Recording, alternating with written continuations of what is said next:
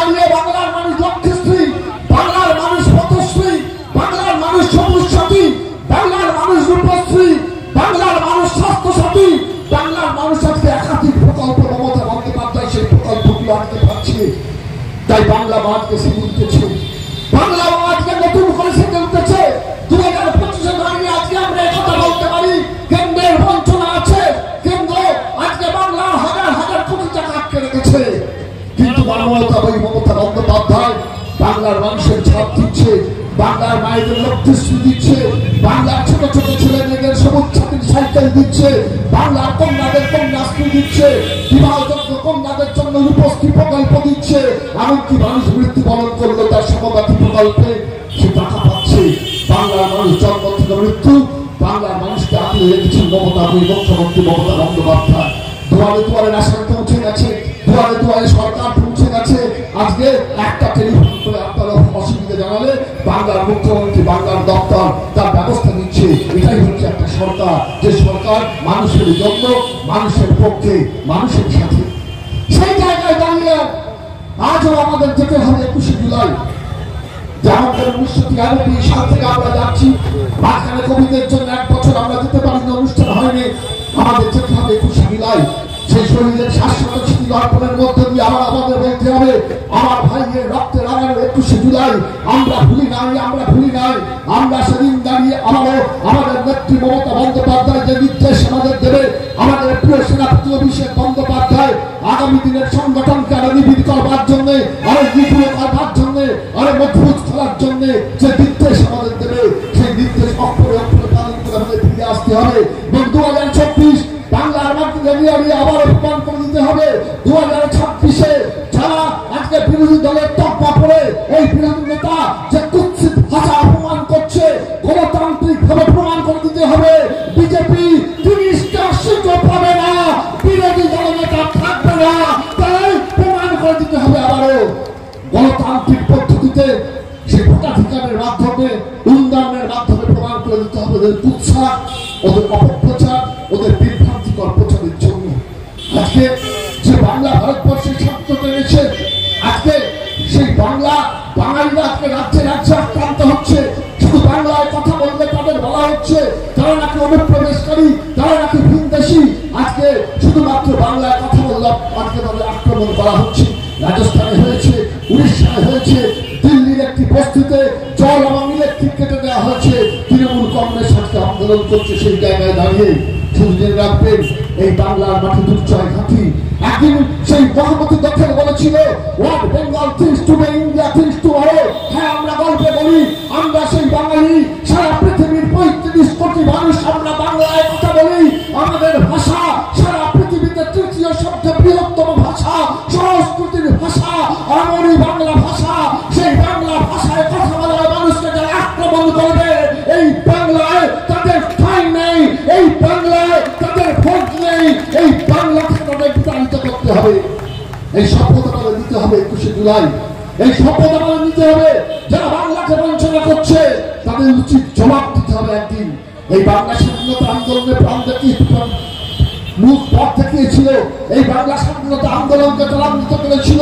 এই বাংলা থেকে একটা নয়, দুটো দেশের জাতীয় সঙ্গীত লিখেছেন কবিগুরু রবীন্দ্রনাথ ঠাকুর।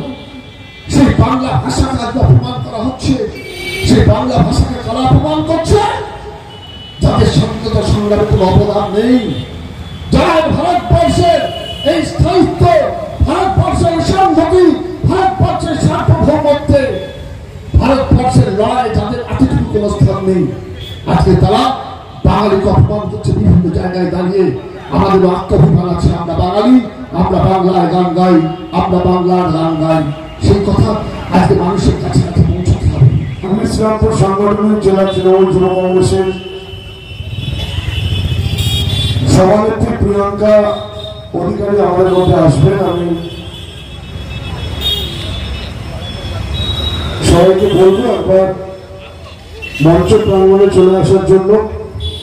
আমাদের মধ্যে এসে উপস্থিত আছে ডানকুনি পৌরসভার চেয়ারপারসন শ্রদ্ধা হাসিনা সাবনাম, তাকে মঞ্চে আসার জন্য অনুরোধ করব।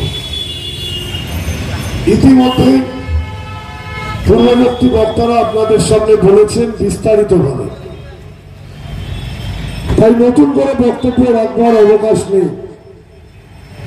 দীর্ঘক্ষণ জুলাই আমরা কেন জমায়েত হই, কেন আমাদের প্রিয় নেত্রী মমতা বন্দ্যোপাধ্যায়ের ডাকে বাংলার প্রান্তর থেকে প্রান্তরের মানুষ ধর্মতলার মুখে জমায়েত হন, এ ব্যাপারে নতুন করে বলবার আর কোনো জায়গা নেই। মমতা বন্দ্যোপাধ্যায় তৎকালীন যুবক কংগ্রেসের সভানেত্রী হিসেবে লড়াই করেছিলেন। তিনি গণতান্ত্রিক অধিকারকে মেনে মানুষের গণতন্ত্রকে ফিরিয়ে দিতে নির্দ্বিধায় নির্ঝঞ্ঝাট ভাবে সেই লড়াই করছিলেন। আর তৎকালীন সরকার যেভাবে নির্বিচারে গুলি চালিয়ে 13 জন মায়ের কোল খালি করেছিলেন, তাদের প্রতি শ্রদ্ধা জ্ঞাপন করতে। শুধু তাই নয়, সিপিএম এর আমলে, বামফ্রন্ট সরকারের আমলে বিরোধী দল তৃণমূল কংগ্রেস তথা তৎকালীন কংগ্রেসে করার দরুন যারা শহীদ হয়েছিলেন, সে তাপসী মালিক থেকে শুরু করে, শিবুর নন্দীগ্রাম থেকে শুরু করে 1993 সালের 21শে জুলাই 13 জন তরতাজা প্রাণ থেকে শুরু করে সকলের প্রতি শ্রদ্ধা জ্ঞাপন করতে আমরা 21শে জুলাই পালন করি। আর এবারের 21শে জুলাই আমাদের কাছে, তৃণমূল কংগ্রেসের ওয়ার্কার্সদের কাছে, তৃণমূল কংগ্রেসের সহকর্মী সহযোদ্ধাদের কাছে, সর্বোপরি আপনাদের কাছে এক আলাদা 21শে জুলাই। এই 21শে জুলাই 2026-এর আগে লাস্ট 21শে জুলাই। এই 21শে জুলাই মমতা বন্দ্যোপাধ্যায় আমাদের প্রিয় নেত্রী, আপনাদের সকলের আশীর্বাদ পূর্ণ, আপনাদের সকলের দোয়া সম্পন্ন নেত্রী মমতা বন্দ্যোপাধ্যায়, আমাদের প্রিয় মুখ্যমন্ত্রী মমতা বন্দ্যোপাধ্যায় 2026-এ আমরা কোন দিকে যাব, কিভাবে পথ চলব, সেই দিক নির্দেশিকা দেবেন। ছিটে দিচ্ছেন দূরে, হঠাৎ করে দেখলেন আপনারই সহকর্মী যে সকালবেলা আপনার সাথেই বেরিয়েছিল, তার মুখটা হঠাৎ করে লাল হয়ে গেল, আপনি তাকে চিনতে পারছেন না, রক্ত বেরোচ্ছে ঝরঝর করে, ঠিক এইখানে মাথার রগে গিয়ে একটা গুলি লেগেছে। সেই নিমেষের মধ্যে মাটিতে লুকিয়ে পড়ল। আপনি পেছন দিকে দেখলেন আপনার আরেকজন সহকর্মী যে সকালবেলা আপনার সাথেই বেরিয়েছিল, সেও রক্তাক্ত মাটিতে লুকিয়ে পড়েছে, চোখ জ্বলছে, আপনি বুঝতে পারছেন না বিহ্বল কি হচ্ছে। আপনার গোটা মিছিল ছত্রভঙ্গ, এদিক ওদিক সবাই ছড়িয়ে পড়েছে, মাইকে নেতৃত্ব চিৎকার করছে, কি হচ্ছে, আপনারা কেন ছিটিয়ে পড়ছেন, শান্ত হন, শান্ত হন।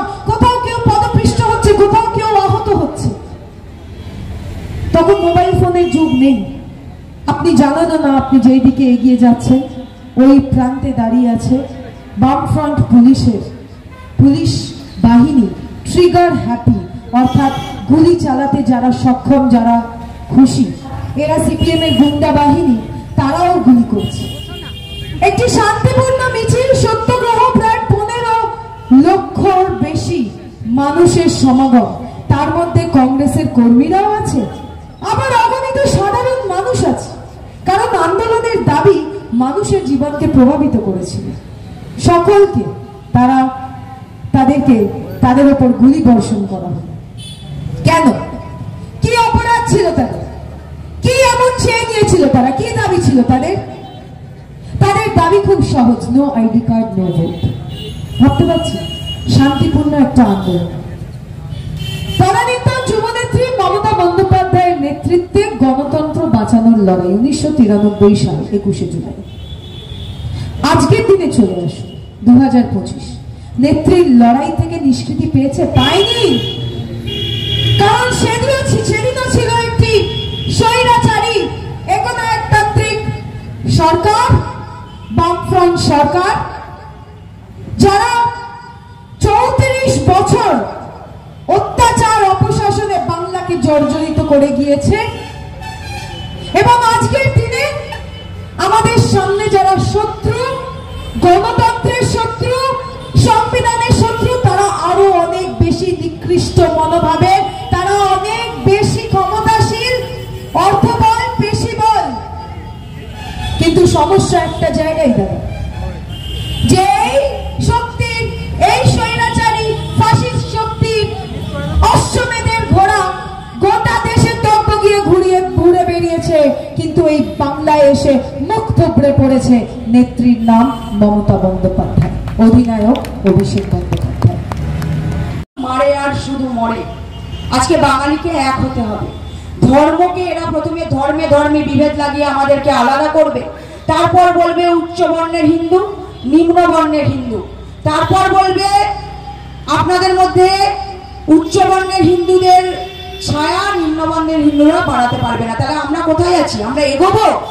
আজকে 2025, আমরা অগ্রগতির দিকে এগোবো নাকি আমরা আদিম যুগের মতো পেছনে এগোবো, যেখানে উচ্চ বর্ণের লোক নিম্ন বর্ণের মতো ভাগ ছিল? সুতরাং এই 21শে জুলাই অন্যবারের 21শে জুলাই থেকে একটু আলাদা। তার কারণ এই 21শে জুলাই 26-এর বিধানসভা ভোটের আগে শেষ 21শে জুলাই। যেই 26-এর বিধানসভা ভোটে আপনারা মমতা বন্দ্যোপাধ্যায়কে চতুর্থবারের জন্য মুখ্যমন্ত্রী করবেন। শুধু মমতা বন্দ্যোপাধ্যায়কে চতুর্থবারের জন্য মুখ্যমন্ত্রী করবেন না, আপনারা মমতা বন্দ্যোপাধ্যায়কে চতুর্থবারের জন্য মুখ্যমন্ত্রী করে এই বাংলায় গণতন্ত্র বজায় রাখবেন, এই বাংলায় আমার মাদের মুখে হাসি বজায় রাখবেন, এই বাংলায় সম্প্রীতি বজায় রাখবেন। আমি বক্তব্য দীর্ঘায়িত করব না, অনেক রাত হলো, শুধু বলবো ভালো থাকবেন। এবং 21শে জুলাই এই চণ্ডীতলা ডানকুনি থেকে, সর্বোপরি হুগলি জেলা থেকে এত সংখ্যক মানুষ ধর্মতলার বুকে পায়ে পা মিলিয়ে যান, যাতে মমতা বন্দ্যোপাধ্যায় আমাদের নেত্রীকে আমরা বার্তা দিতে পারি, দিদি তুমি এগিয়ে চলো, এই চণ্ডীতলার মাটি তোমার সাথে আছে, দিদি তুমি এগিয়ে চলো, এই হুগলি জেলার মাটি এবং মানুষ তোমার সাথে আছে।